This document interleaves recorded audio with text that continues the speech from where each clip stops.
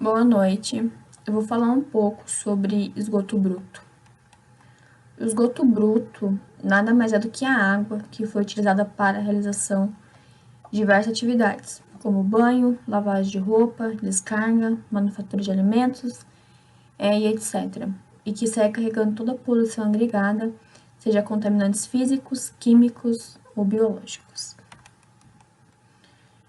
Eu coloquei um levantamento aqui sobre o esgoto de Curitiba, que eles dizem que é um modelo no país, que é um dos melhores índices de capitais aqui no Brasil.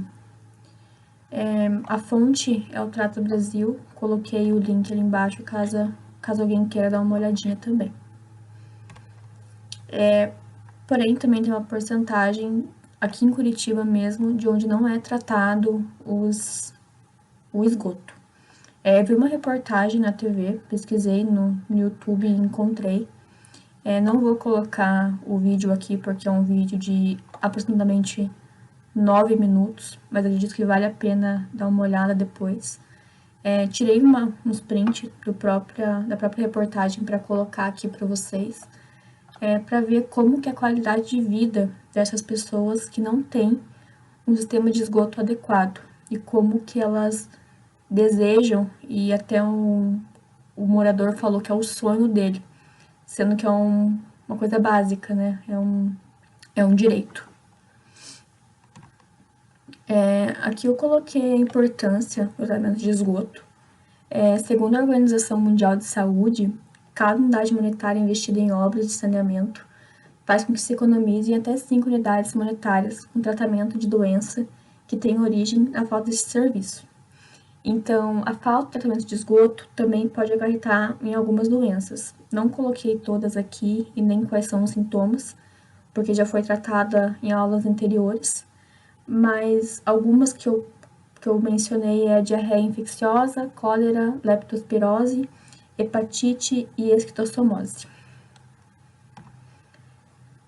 Um esgoto oriundo de uma cidade e contribui para a estação de tratamento de esgoto são basicamente originados de 3 fontes distintas, que são os esgotos domésticos, que são oriundos dos domicílios, águas de infiltração, que são as parcelas de contribuição dos esgotos, que provém da água do subsolo, que penetra na canalização de esgoto através das juntas, postos de visitas e defeitos nas estruturas do sistema.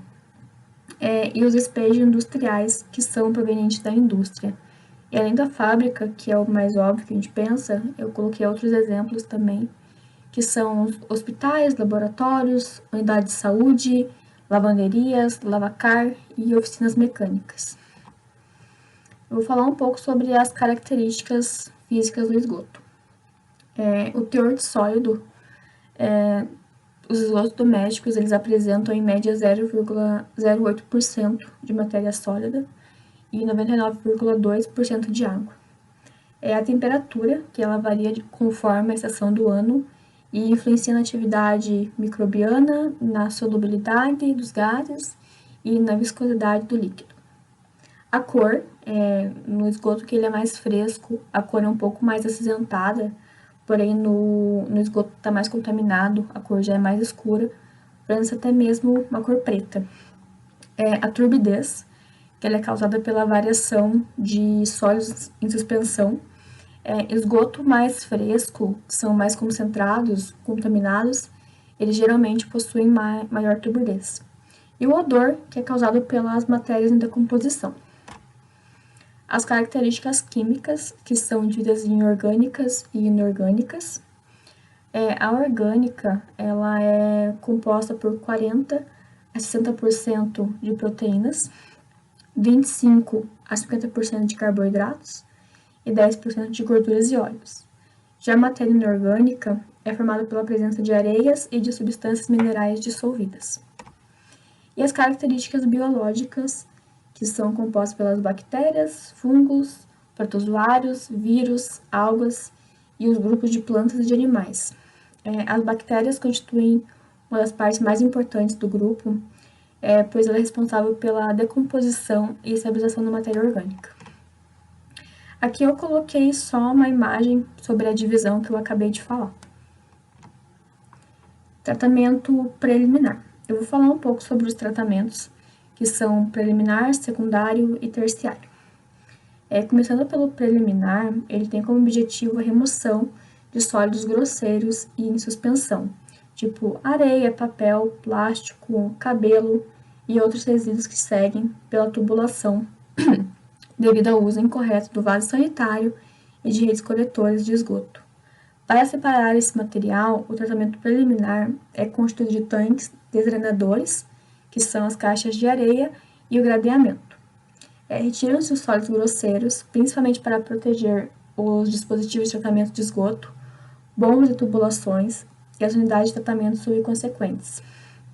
A remoção de areia ela é feita pela caixa de areia. Aqui eu coloquei algumas fotos. A primeira foto são as grades, a segunda foto a caixa de areia e a terceira medidor de vazão. O tratamento secundário. Essa etapa é constituída por processos bioquímicos que podem ser aeróbicos, quando requer a presença de oxigênio, e anaeróbicos, quando não necessita de oxigênio. Esse processo objetivo é remover matéria orgânica que não foi removida no processo anterior. Eu vou apresentar algumas modalidades utilizadas. Então, a lagoa de estabilização, nesse tipo se introduz oxigênio no meio líquido, através de um sistema mecanizado de aeração. Os aeradores superficiais criam turbulências necessárias para o oxigênio contido na atmosfera, adentro o meio líquido, garantindo assim a oxigenação para os micro-organismos que estão na lagoa. O reator anaeróbico de fluxo ascendente, ele é um reator fechado onde o tratamento biológico ocorre por processo anaeróbio, isto é, sem oxigênio. O esgoto entra pela base do reator, passa por uma manta de micro-organismo, onde ocorre a decomposição da matéria orgânica.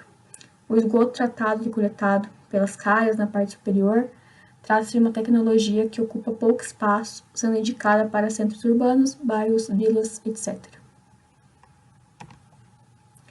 O lodo ativado. O esgoto, ao chegar à estação, é encaminhada para um tanque, onde é submetida à aeração. A quantidade de oxigênio introduzida na mistura através dos aeradores propicia o desenvolvimento de bactérias aeróbias, que irão digerir a matéria orgânica carbonácea e a nitrificação do nitrogênio orgânico do afluente bruto. A atuação de micro-organismo específico forma flocos denominados lodo ativado ou lodo biológico. Parte do lodo retorna ao processo e a outra parte é enviada para deságua e destinação correta. Aqui eu coloquei uma imagem do lodo do esgoto, que é a matéria orgânica removida ao longo do tratamento de esgoto. A destinação final do lodo. Geralmente, para a destinação final do lodo, são utilizados aterros sanitários. No entanto, alguns estudos vislumbram a sua aplicação como insumo agrícola, fertilizante ou até mesmo na construção civil. De hoje a necessidade da preservação ambiental ao se destinar corretamente os resíduos sólidos resultantes do tratamento de esgoto, surge o desafio de encontrar formas economicamente viáveis e ecologicamente seguras para reutilizar o lodo, reintegrando o produto de descarte ao ciclo produtivo.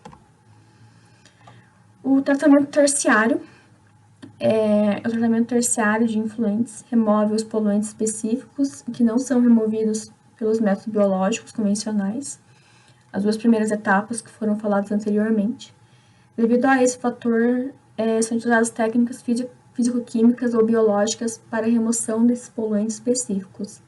Em alguns casos, são componentes por matérias orgânicas, compostos não biodegradáveis, nutrientes, metais pesados ou normalmente são resíduos menores. O tratamento terciário de influentes é realizado em diversas etapas, a depender do tipo de poluição e do grau de depuração do influente. A seguir, eu vou falar um pouquinho sobre essas etapas.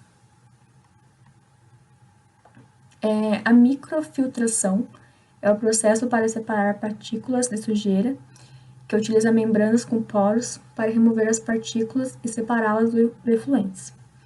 A precipitação e coagulação, que são introduzidas substâncias químicas coagulantes para formar flocos e removê-los por meio da suspensão. adsorção, carvão ativado. As sujeiras são adsorvidas na superfície do carvão e transferidas através de um processo químico ou físico. Troca iônica usa polímeros com sítios para retenção de íons, possibilitando que fiquem presos na resina polimérica e sejam substituídos por íons da mesma carga. Osmose reversa executa-se uma pressão que possibilita que o líquido passe de uma maneira forçada por uma membrana semipermeável para barrar os íons contidos no efluente. Eletrodiálise são colocadas diversas membranas semipermeáveis no interior de uma célula elétrica para permitir apenas a passagem de cátions ou ânions, barrando as sujeiras encontradas nos efluentes. Cloração, que é a adição de cloro para a destruição do micro-organismo, ou agir como oxidante de compostos orgânicos e inorgânicos para a purificação da água. E o último, a ozonização, que é o ozônio utilizado como agente oxidante para a absorção de substâncias pelo efluente. Então é isso, pessoal. Obrigada!